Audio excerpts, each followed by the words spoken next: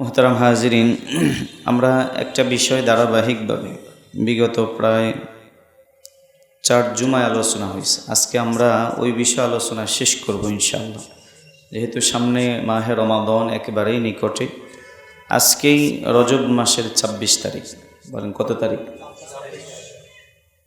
বেশিরভাগ ওলামা ইকরামগণ বলেছেন যে রজবের এই 26 তারিখ দিবাগত রাতেই আমার নবীর মেরাজ সংগঠিত হয়েছে। সুবহানাল্লাহ।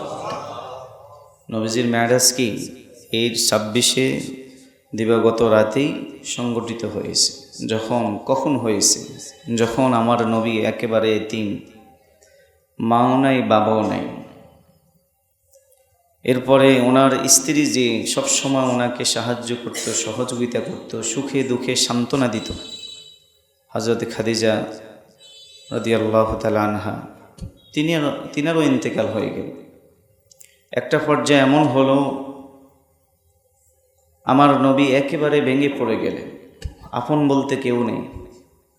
তখন আল্লাহ তাআলা আমাদের নবীজিকে সান্ত্বনা দেওয়ার জন্য আল্লাহ তাআলা তার দিদারের ব্যবস্থা মেরাজের মাধ্যমে করেছেন। সুবহানাল্লাহ। যে কথা আল্লাহ কোরআনে বলছেন, সুবহানাল্লাযী আসরা বিআবদিহি লাইলাম মিনাল মাসজিদিল হারামি ইলাল মাসজিদিল আকসা।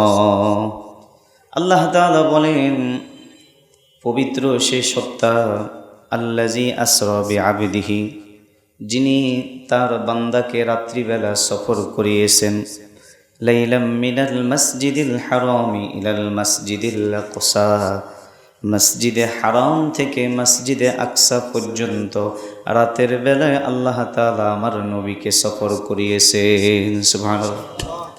নবী যে হাতিমে কাবার পাশে ঘুমাচ্ছেন, এমন সময় আল্লাহর পক্ষ থেকে 2জন ফেরেশতা অবতরণ করেন। এই 2জন ফেরেশতা, কেউ বলছেন জিবরাইল, আরেকজন হলেন মিকাইল, অথবা আল্লাহর যে কোনো ফেরেশতা, তবে এটাই বেশি সহিহ।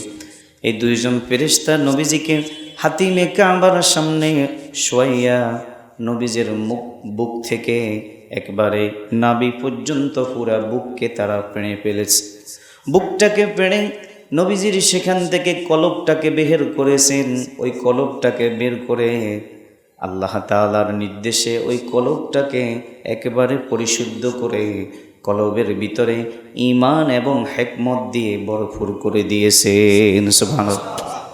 যেহেতু আমার নবী দুনিয়াতে ছিলেন, দুনিয়ার পরিবেশ একরকম, আসমানের পরিবেশ আরেক রকম। দুনিয়ার পরিবেশ একরকম, ঊর্ধ্ব জগতের পরিবেশ আরেক রকম। দুনিয়ার পরিবেশ কখনো আসমানের পরিবেশ এক হতে পারে না।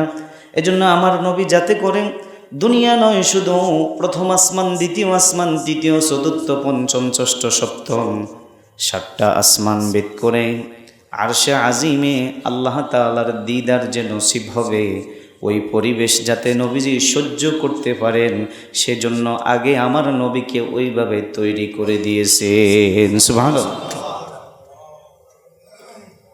বোরাক নামক একটা যন্ত্র এনে মুহূর্তের ভিতরে মসজিদে আকসা থেকে বাইতুল মুকাদ্দাস, বর্তমান ফিলিস্তিনের ওই বাইতুল মুকাদ্দাসে মুহূর্তের ভিতরে আমার নবীকে নিয়ে, সেখানে অনেক বড় লম্বা ঘটনা, আমি আজকে সেটা বলবো না, শুধু একটু ধারণা দিচ্ছি স্মরণ রাখার জন্য। সেখানে আমার নবীকে নিয়ে আল্লাহ তাআলা সমস্ত পয়গম্বরকে একসাথ করে আমার নবীর শ্রেষ্ঠত্ব মর্যাদা প্রমাণ করার জন্য আল্লাহ তাআলা সমস্ত নবীকে মসজিদে হাজির করে আমার নবীর ইমামতির মাধ্যমে নবীর মর্যাদা প্রমাণ করেছেন। সুবহানাল্লাহ। মুহূর্তের ভিতরে আসমান ভেদ করে যাইতে যাইতে 7 আসমানের উপরে সিদরাতুল মুনতাহা পর্যন্ত গেল। সেখানে আরেকটা সাওয়ারি চলে এলো, তার নাম হলো রফরফ। কি নাম? বোরাকের ক্ষমতা শেষ, এবার রফরফ করে নবীজিকে জিবরাইল বলতেছে, নবী আমি আর যেতে পারবো না, যদি আমি একটু সামনে আগাই আমার যত শত শত ডানা আছে সব জ্বলে পড়ে ছাই হয়ে যাবে। সুবহানাল্লাহ। আল্লাহ তাআলার নূরের তাজাল্লি আমি সহ্য করতে পারবো না, নবী আপনি যান। নবীজি একটু ভয় পেয়ে গেলেন, সাথে সাথে একটা সাওয়ারি লিফটের মতো নেমে আসলো, যার নাম হলো রফরফ। সে সাওয়ারির মধ্যে সাওয়ার হয়ে আমার নবীজি আস্তে আস্তে করে উপরে চলে গেলেন। আল্লাহ তাআলা আমার নবীকে বললেন, আপনি চিন্তা করবেন না, আপনি আসতে থাকেন, আমি আল্লাহ আছি। সুবহানাল্লাহ। চলে গেলেন নবী, আল্লাহর দিদার নসিব হলো। আল্লাহ আমার নবীকে জান্নাত দেখাইলেন, জাহান্নাম দেখাইলেন, আরশ, কুরসি, লৌহ কলম সব কিছু দেখানোর পরে, সব কিছু বিস্তারিত হওয়ার পরে এই সময়ের ভিতরে যখন দিদার হয়ে গেল, বিদায় মুহূর্তে নবী যখন চলে আসবে, এবার আল্লাহ বলে, নবী আপনি তো আমার কাছে এসেছেন মেহমান হয়ে, আমি আপনাকে এখন কি দিব? তবে শুনে রাখুন, আমি আপনার উম্মতের জন্য হাদিয়া হিসাবে 50 ওয়াক্ত নামাজ আপনাকে দিয়েছি। সুবহানাল্লাহ। এজন্য বলা হয় নামাজ হলো শ্রেষ্ঠ ইবাদত। বলেন নামাজ কি? দুনিয়ার অন্যান্য যত ইবাদত আছে, রোজা বলেন, হজ বলেন, যাকাত বলেন, পর্দা বলেন, এগুলা দুনিয়ার জমিনে আল্লাহ ফরজ করেছেন।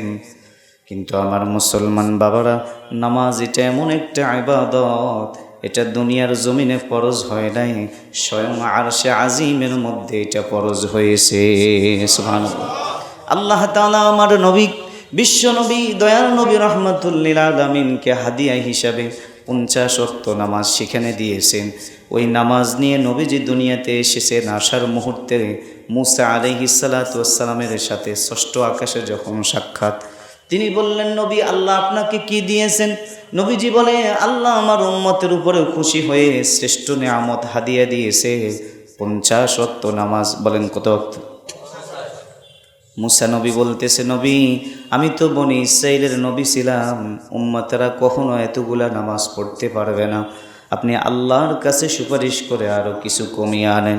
মুফাসসিরিনে কেরাম বলেন, একবার নয়, দুইবার নয়, নবীজি মুসা নবীর পরামর্শক্রমে 9 বার আল্লাহর কাছে সুপারিশ করে 5 নং 45 ওয়াক্ত নামাজ কমিয়ে মাত্র 5 ওয়াক্ত নামাজ নিয়ে আবার নবী দুনিয়াতে এসেছে। সুবহানাল্লাহ। এবার দুনিয়াতে আসার পরে নবীজি যখন দুনিয়াতে আসছেন, নবীর মনটা খারাপ, মনের ভিতরে পেরেশানি যে আমার আল্লাহ আমার উম্মতের প্রতি খুশি হয়ে 50 ওয়াক্ত নামাজ দিয়েছে, আমি তো মূসা নবীর পরামর্শক্রমে আমার উম্মতকে বড় ধরনের সওয়াব থেকে বঞ্চিত করে ফেলেছি। নবীর ভিতরে পেরেশানি, আল্লাহ সাথে সাথে জানায় দিলেন, আমার নবী আপনি চিন্তিত হবেন না, পেরেশান হবেন না, আপনার উম্মতের মধ্যে যারা প্রতিদিন দৈনিক 5 ওয়াক্ত নামাজ সঠিকভাবে আদায় করবে, আমি আল্লাহ তাদেরকে ওই 50 ওয়াক্ত নামাজের সওয়াব দিয়ে দিব। সুবহানাল্লাহ। এজন্য নামাজ হলো শ্রেষ্ঠ ইবাদত। বলেন নামাজ কি? এজন্য যেহেতু আজকে 26শে রজব চলতেছে, এজন্য স্মরণ করিয়ে দেওয়ার জন্য আপনাদেরকে একটু টাচ দিলাম যে মেরাজের মূল শিক্ষা হলো নামাজ। বলেন মেরাজের মূল শিক্ষা কি? নামাজ। 1 নম্বর হলো আল্লাহর তাআলার সাথে সম্পর্ক গভীর করার মাধ্যম। 2 নম্বর হলো নামাজ, কারণ নামাজ হলো শ্রেষ্ঠ ইবাদত। যারা এই নামাজের হেফাজত করবে তাদেরকেও আল্লাহ দুনিয়া আখিরাতে শ্রেষ্ঠ বানায় দিবে। সুবহানাল্লাহ। আল্লাহ আমাদেরকে শিক্ষা গ্রহণ করে 5 ওয়াক্ত নামাজ সঠিকভাবে আদায় করার তৌফিক দান করুন। জোরে বলেন আমিন।